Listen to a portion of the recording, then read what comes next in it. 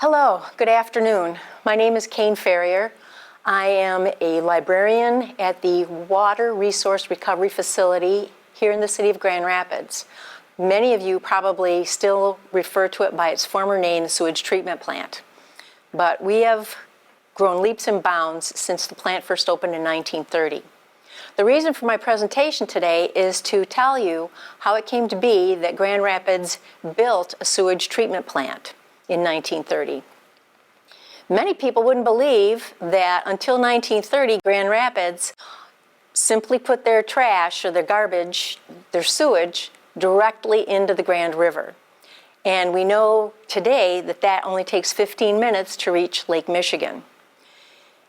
This happened for many years, and people were confused because we had sewers in Grand Rapids, but all the sewers were a conveyance for sewage to put the sewage into the Grand River and out to Lake Michigan. Well, it turns out that our community neighbors downriver from us, Wyoming in particular, were tired of having this garbage, this sewage, in their waterway. And so in 1909, the city of Wyoming sued the city of Grand Rapids to have them cease and desist putting sewage directly into the Grand River. And many of their neighbors along the river route joined in this lawsuit.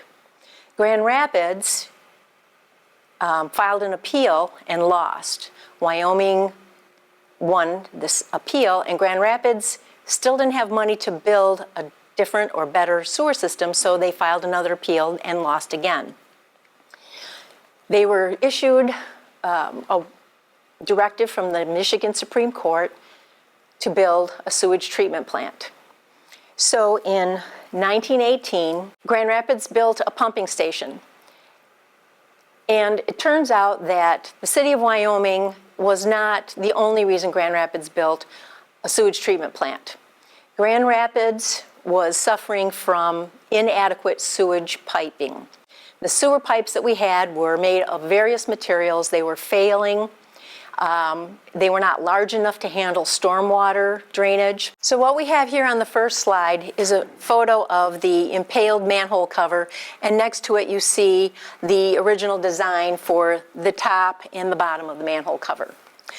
But as I was saying, Grand Rapids had to build a pumping station. They had to figure out a way to treat this sewage. And what they did initially was they built a pumping station on the east side of the river. And turns out that it didn't treat the sewage, it merely pumped it down toward Wyoming. And as we know, that's not satisfactory. But they liked the location, and it was south of the Grand Rapids downtown area.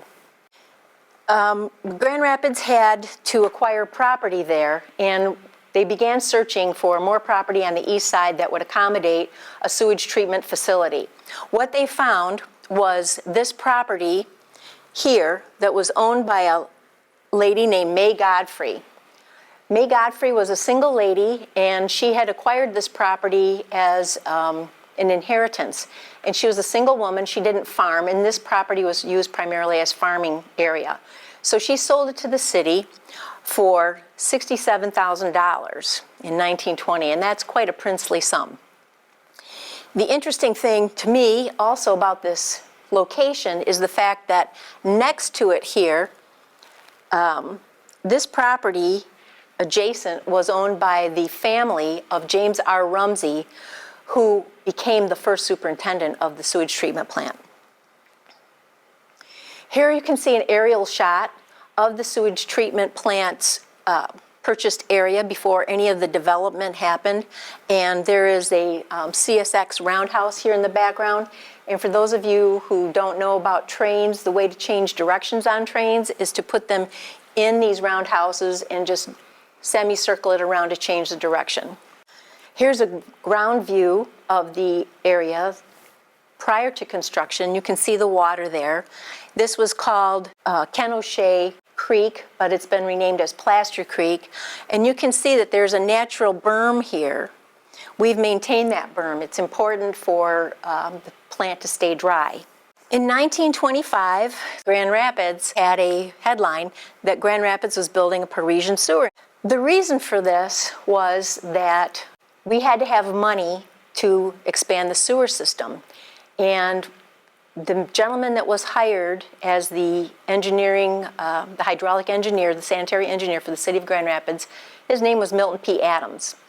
And he was given the task of not only coordinating the engineering plans to get the plant built, but to try to figure out a way to procure the funding for this engineering feat.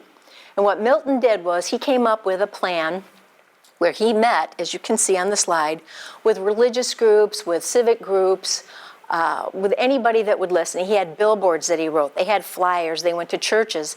And he also wrote a series of 18 articles for the Grand Rapids Press explaining what each of the factors were that were needed to be built to have a successful sewage treatment plant, and the reason why it would cost so much. And what this led to was the fact that the city of Grand Rapids was asking the citizens of Grand Rapids to vote for a $5 million bond issue that would be paid out over the course of several years. This amount of money would allow them to begin building it and sell off the bonds, and they would slowly have enough money to pay for the work. In this slide, you can see some of the sewer construction. People had to dig these giant tunnels and put the forms up to support the concrete. This particular one, as you can see, was built 38 feet below the street level, and people were astonished to find out that this sort of work was going on because they said, well, we can't feel it. Well, it's 38 feet below ground, so chances are you wouldn't feel it. Here's another view of another tunnel being built to accommodate one of the larger sewers that was going to be in place. This one happens to be under the Polish Falcons Hall on the west side of Grand Rapids. And here is another major sewer system. It's where the Carrier Creek meets with Coldbrook Creek on the northeast side of Grand Rapids.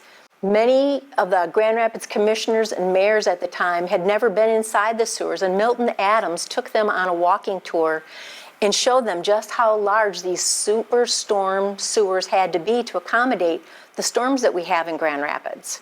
One of the commissioners remarked that you could probably drive an auto through them, but of course you cannot, and we don't ever recommend that. To get the city of Grand Rapids ready for a new sewer system, part of the work had to be that the roads had to be graded so that water would flow naturally with the assistance of gravity toward the sewage treatment plant. And so because this work happened in the late 1920s, it began in 1928, but then we had the Great Depression happen in 1929, and men were out of work and men needed work, and the city had to have this built. We still are, at this point, 20 years beyond the first lawsuit. So it's taken a lot of time, and our neighbors are getting impatient with us. But they hired all these men to do manual labor, and here you can see them in this shot and in this next one, shoveling and moving earth to grade these streets in preparation for laying the sewers. This area was on the northeast side of town where it was recently graded, and in fact the building that you see on the far left of the screen is a water pumping house, I believe, and it's still there on the corner of Innes and Fuller Northeast. One of the other interesting facts about this grading, that when it was completed and they met up with the piping here at the sewage treatment plant, they were only off grade by 1 inch, which I think is phenomenal, considering that they did all this work by hand with some assistance of motorized machinery, but without computers. This is one of the articles that Milton wrote because he was trying to keep the citizens informed of the progress that they were making here, and he was very proud of how much work they were doing here and how supportive the community was. This was one of the first drawings of what they envisioned that the sewage treatment plant would look like. This next slide was the next iteration of what they thought the sewage plant would look like. The earlier version showed what they thought would accommodate Grand Rapids at the time, and it was basically a giant septic tank. But Milton Adams knew that Grand Rapids could not build for the existing town. He knew we had to build for future needs of the city of Grand Rapids, which was at that time, and still is, a growing community. So here you see that he did lay out some future plans. Some areas were marked off. In this picture, we see the main architect for the Grand Rapids Sewage Treatment Plant, Samuel Greeley. We have Milton Adams in the middle, and we have James Rumsey on the end. James Rumsey, as I mentioned earlier, was the first superintendent of the wastewater treatment plant. But at the time, he was a construction engineer, and prior to that, he was actually the assistant sanitary engineer for Milton P. Adams. Here you can see that they were doing some construction. They have the pipes there, they have some roadways carved out, and in fact, they did their best to preserve over 500 of the trees and shrubs that you see a sampling of here in this shot. One of the reasons for that was James Rumsey believed that if they could make a sewage treatment plant look more like a park and make it beautiful, it would draw people to the park. It would draw people to see this new sewage treatment plant that they are spending a lot of money on, and it would help them not notice the odor so much. Back then, we didn't have any odor scrubbing devices invented, so we knew it was going to be a smelly operation. Here again, you can see a picture of men doing manual labor, digging holes, preparing for these giant parts of the sewage treatment plant. This is another view of that. And what you can see going up in the background here is one of our sewage settling tanks. Here's the bottom of such a tank. And here you see 3 of the potential 4 settling tanks at various stages of construction. And here they are completed with trusses on the top. These trusses support all the mechanicals that are below ground.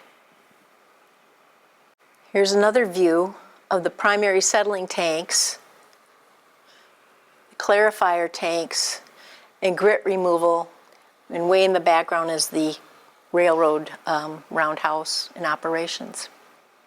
When you collect sewage, when it arrives here, it arrives just like when you flush it out of your toilet. It's wet and it has some solids in it usually.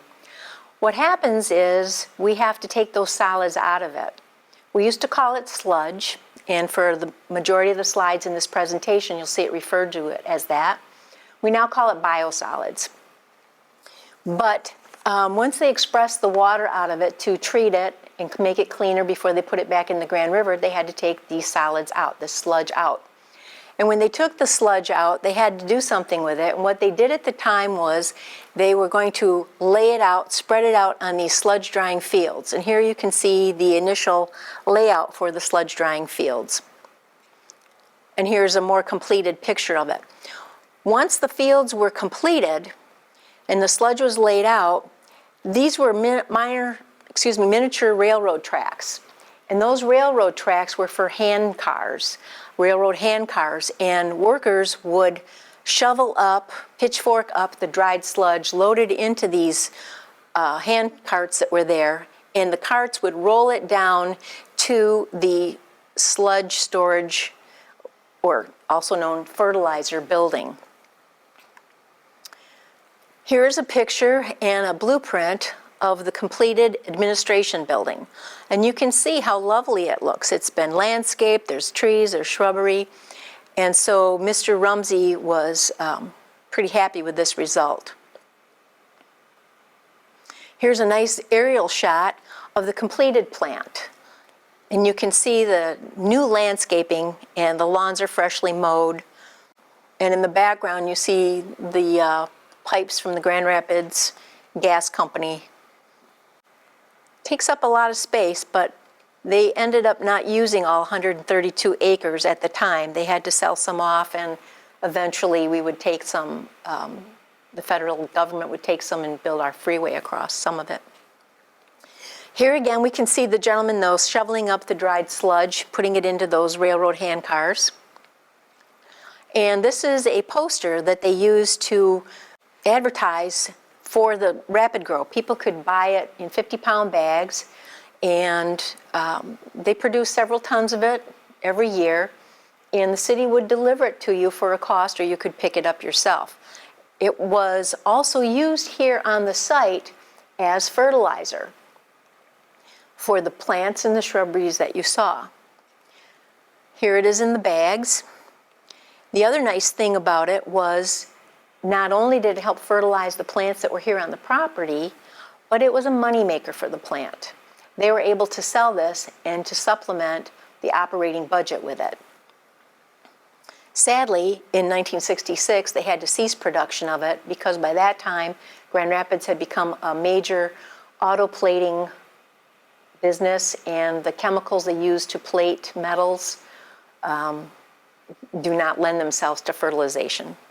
Here are the gentlemen, Mr. Rumsey and Mr. Adams and probably Mr. Greeley, inspecting the screen chamber building. This building was torn down to make way for some other more modern equipment about 20 years ago, so it's no longer on the campus. But this building is our last remaining building here on the campus. It's our primary control building. It began as the South Primary Control Chamber, and now we call it our Innovation Center, although there are plans to make it into a health center for staff on campus. Just before the plant opened, while it was undergoing construction, the Grand Rapids Spectator, which was a publication for the Grand Rapids Chamber of Commerce, had a very nice in-depth 4-page article about how wonderful this sewage treatment plant was going to be. They published it in March of 1930, and at that time, they already knew that Grand Rapids was a leader in the industry of sewage treatment. It was a reason of pride for the city of Grand Rapids. And this picture came to us from the daughter of one of the gentlemen in the picture. His name is Claude Vandermolen. This photograph is listed in some locations as a photograph of script supervisors, the gentlemen that ran departments and had script workers working for them. However, I believe that it's actually a photograph taken on the grand opening of the sewage treatment plant on October 31st, 1930. And I've been able to identify most of the men in this photograph. The only ones I can't are the two gentlemen on the very ends. But here you can see Mr. Rumsey, Mr. Billings, I believe this is Henry Wallstrom, the city commissioner, John Edison, Frank Goebel, who later became a city commissioner, and his brother became mayor. Here's Mr. Grinnell, superintendent of pumping. Here's Mr. Claude Vandermolen himself. And here's our mayor at the time, John Carroll. He's the one that pushed the button and got the plant started on October 31st, 1930. The citizens were already being well informed by Mr. Adams that this was going to cost money and it was going to take a lot to get developed. And he had been writing all those articles to explain all of that. And he kept them apprised almost weekly about all the work that was being done, every section of street that was getting new sewers. There was no way that no one in this town wouldn't know that this facility was being built. And so it's not really surprising that after all of that work leading up to it, that this was just the period at the end of that long sentence. Mr. Rumsey was probably well known for having pictures of the staff taken. I think he was always very appreciative of all the work that had to go into making such a place work and work efficiently and work properly. And so here it is, a lovely picture of several of the gentlemen that were the standard crew that would be here. Here's Mr. Hahn, the pump operator. Here's Mr. Rumsey. Here's Nasib Damoose, he was the first chemist. And in the background we see E. Huntley Delano. He was the gentleman who would succeed Mr. Rumsey as superintendent eventually. Here's the final plant layout. It's very interesting because, as you can see, the plans had changed and changed and changed. One of the things that you might notice is that some of the things that we need to have it become a park or to stay like a park were incorporated in this plan, such as experimental hotbeds, a greenhouse, water garden, farmed area, 47.5 acres within the diked area, and an orchard. These were things that Mr. Rumsey had insisted on. The water garden was a lily pond, but he also had a water garden that was used as a bed for raising bass and smallmouth bass and perch that they sold to the Department of Natural Resources in the state and that were fed into our lakes. They had a rose garden in this orchard. There's the greenhouses. They raised some of the plants that they would put into on the grounds in these houses. And after the plant was in operation for about a year, Milton Adams wrote an article for a civil engineering journal, and he included how much they had taken out of the sewage and how they'd cleaned it up. And these statistics mean a lot to people who treat water. They can understand how much cleaner it was than it had been when it came into the plant. Here's a close-up of some of the key workers here at the plant. Aunt Stamoose, as I mentioned before, on the left. The gentleman second from the left is Lester Kinney. Mr. Hahn is in the middle. There's James Rumsey. And I believe this is Robert Musgrove on the end. He stepped in as superintendent for a few years after Mr. Rumsey left by mutual agreement with the city of Grand Rapids. Here's another view of the plant after it was landscaped. Again, Mr. Rumsey was just really keen on having this facility look like a beautiful park that people would want to come and picnic at. Here's a photograph where you can see some of the water beds, some of the facility in the background, the walkways, roses, peonies. Looks very nice. One of the things that I mentioned earlier was that there was an orchard and there was an area set aside for farming. During the Depression, families were allowed to ask for 1/7 of an acre to farm for their own family food, but they could also come and work as scrip workers and help to take care of the fields and to harvest the fields, and then all of those products would be taken over to the welfare office and distributed to families that needed them, including the gentlemen who worked as scrip workers on the farm if they wanted to. That's just a close-up of the water pond. And here's his plan for the orchard. One of the things that I think is interesting about this is that Mr. Rumsey didn't actually make this plan, but I'm sure he contributed to it. The city had an arborist at that time, and this was their plan. And some of the apples that are listed on here are no longer found in our supermarkets. They're considered heritage apple species, as are some of the pears and plums. And there are probably vendors somewhere that you can buy the apples from or the trees to grow them yourself. But the way the climate is changing, many of these won't survive in our warmer winters. One of those, for example, is the Famouse apple. It primarily grows in the upper northeast section of the United States now and in Canada. Here's a photograph of what those plants would look like and a sketch of how to plant them and lay them out in the orchard. Here's a nice photograph showing the men working the fields. Again, everything is with hand labor.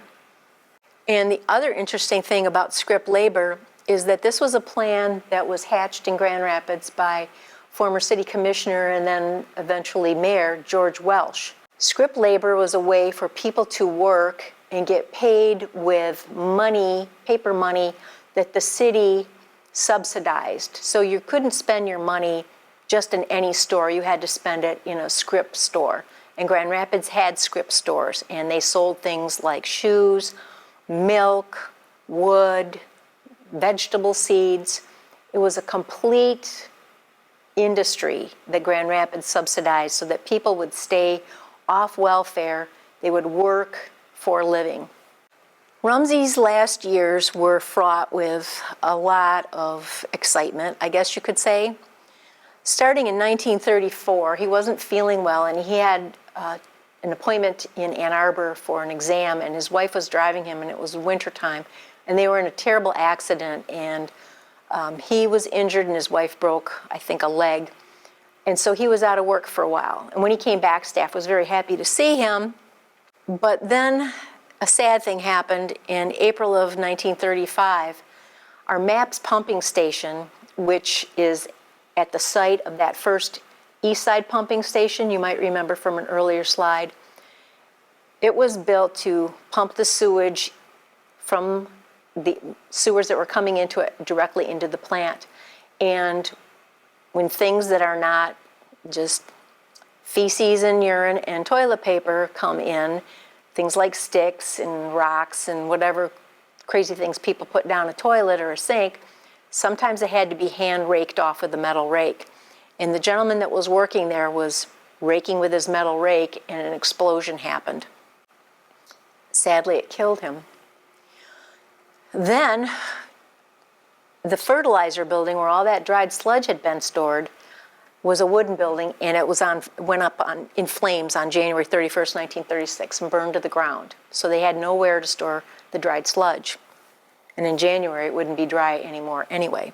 And then a month later, Grand Rapids started having a terrible rainstorm that lasted nearly a month and meant that everybody that worked here had to be here and pumping constantly to keep sewage from overflowing into people's basements, to keep it clean, to clean it as much as they could before they put it in the river. So we had a fire and an explosion, and it actually caused some flooding, all that rain, even though they were pumping. So there was some flooding. So he just had a lot on his plate that he had to deal with.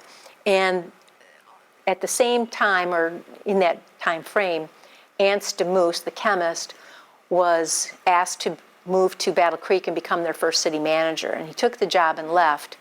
And Mr. Rumsey hired his own chemist replacement.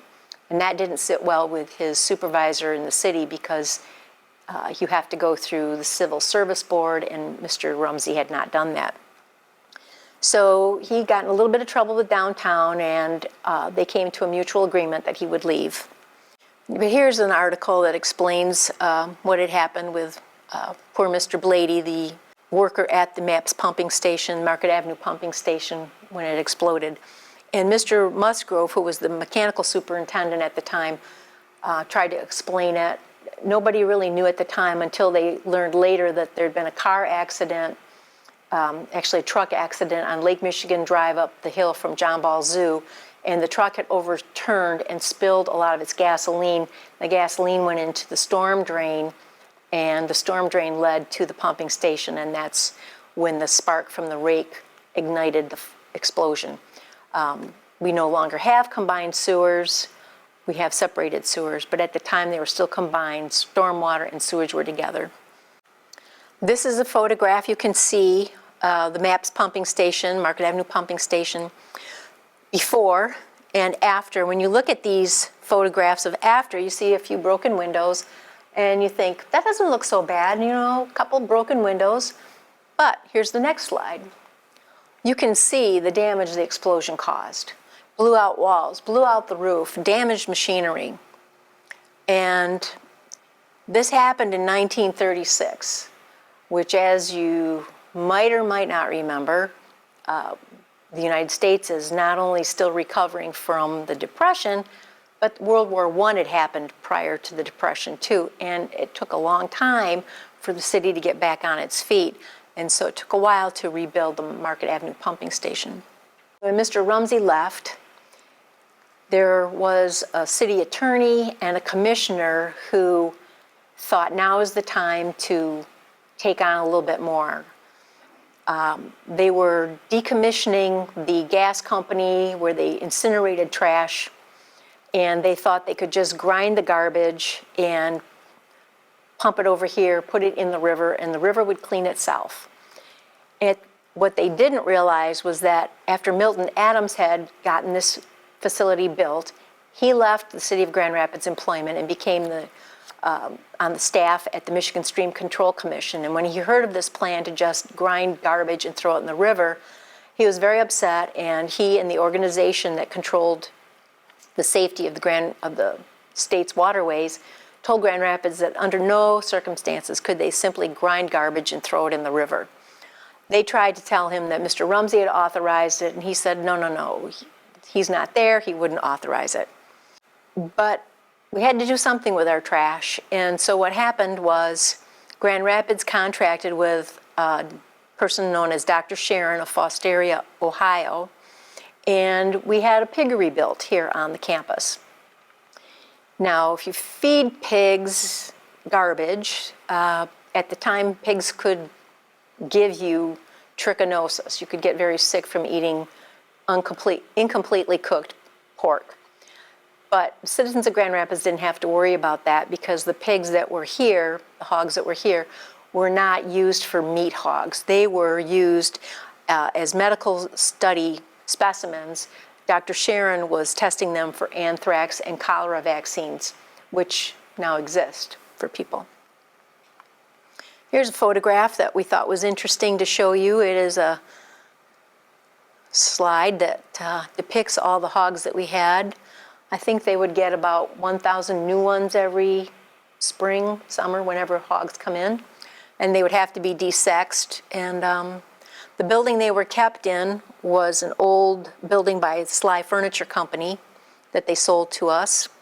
But after a while, even that was too much garbage for the city and the hogs to deal with. And so the piggery was shut down and the garbage was shipped up to farms around White Cloud, Michigan, and farmers fed their hogs up there.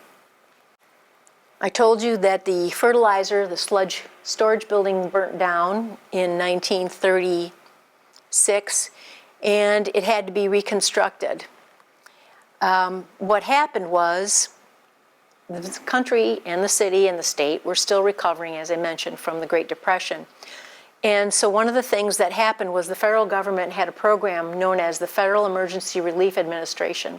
And what they did was they subsidized building projects around the country. Cities only had to pay about a quarter of the cost for construction, and the federal government would pick up the rest. And what they also insisted on was that it had to be done by local talent. So this fertilizer building is on campus, and it had no similarity to any other building on campus. And I learned that was because it was designed by a gentleman who had been a Grand Rapids building inspector. And it was built for a small amount of money in about 3 months, and it was just fascinating. And the other thing you might notice from this photograph is that they did a very good job of building it back so that it was level with the hand truck area, so that those sludge beds would have the dried sludge emptied into those trucks, and it could come and dump into these storage bins in the back of this fertilizer storage building. It's since had several identity changes. It's gone from being fertilizer storage, because we don't do sludge storage here anymore. It became our stock room at one point. It was a temporary housing for our lab, and now it's offices for our collection system assistant techs. We call them CSATs. Those are the guys that ride those trucks that suck the dead leaves off your storm drains. Anyway, here you can see the first 1937 structure, and this is what it looks like today. And there's a couple views on the inside of it. In 1934, as the slide says, these men harvested bushels and bushels of vegetables and corn stalks. As you can see, these are all the script workers. Mr. Rumsey, I'm sure, took a photograph of them because he was very appreciative of the teamwork that went into maintaining such a hard-working facility and to keep Grand Rapids the thriving community that it is and was at the time. But that's the end of my presentation. Probably have some questions in the audience, and if you do, feel free to contact me. My name is Kayne Ferrier, and I work part-time at the Water Resource Recovery Facility here in Grand Rapids. It's located at 1300 Market Southwest. Thank you for your attention.